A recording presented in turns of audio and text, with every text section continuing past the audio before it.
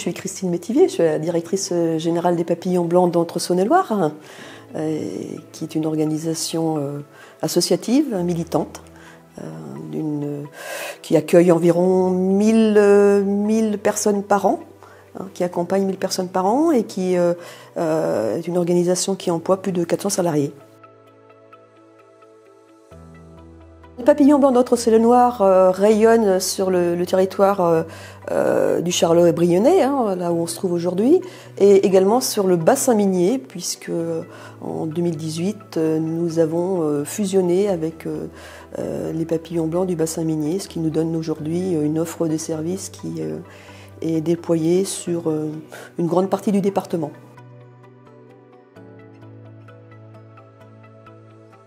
Nous accompagnons des personnes en situation de handicap, alors qu'elles soient déficientes intellectuelles, qu'elles soient polyhandicapées, qu'elles soient porteuses de troubles psychiques, qu'elles soient autistes. Notre mission, c'est donc la réponse à chaque situation, à chaque personne en situation de handicap.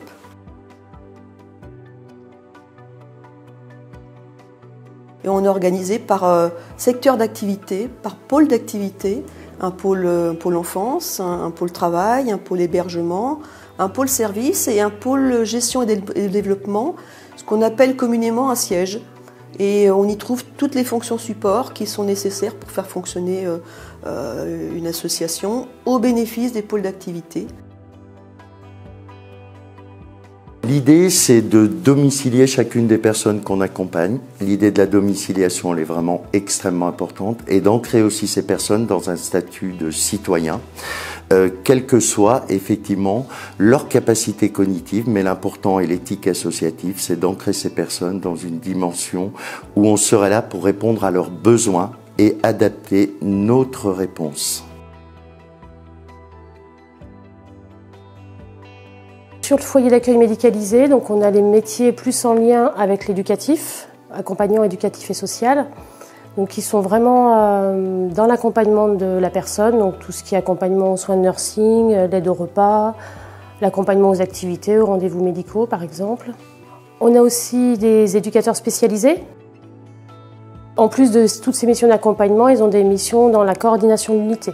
Ils peuvent être amenés à faire des réunions avec les équipes. Ils ont un œil aussi sur les plannings pour faire en sorte que l'unité fonctionne. J'ai plus des missions de coordination, en plus de l'accompagnement que je fais sur le terrain. Donc rien n'empêche que je fasse des soins ou autres. Mais j'ai aussi des missions de coordination, donc du coup je gère les projets personnalisés des personnes accompagnées, je gère les équipes, donc toutes les nouvelles directives, tout ça. Je suis en VAE pour devenir éducateur spécialisé, justement. Les missions, c'est du nursing, accompagnement au repas, médicaux, les sorties, les activités.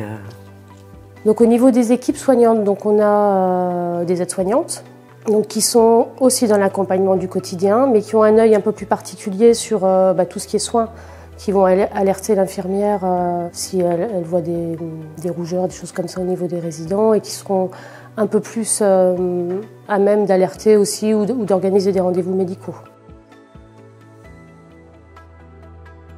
La VAE, c'est une valorisation des acquis de l'expérience. Ça marche avec l'école des compétences du coup. Ça va être de l'expérience, on va emmagasiner de l'expérience minimum sur 1 an, toucher un maximum de branches différentes du métier du coup d'AES pour emmagasiner un maximum de compétences pour ensuite être un bon professionnel. C'est apprendre sur le terrain et non pas à l'école. Et moi je pense que c'est une très bonne chose.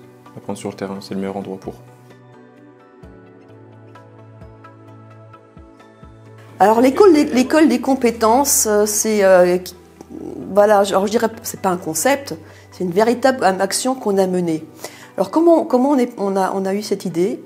En fait, on est parti de l'idée que les formations externes développées étaient certes très bien, mais qu'on avait une spécificité liée à l'accompagnement et qu'on avait notre empreinte à donner.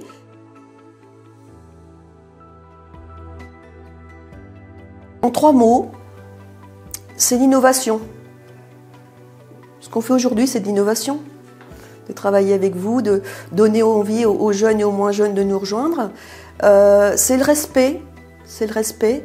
C'est une valeur à laquelle on est très attaché. En tout cas, personnellement, je suis très attachée.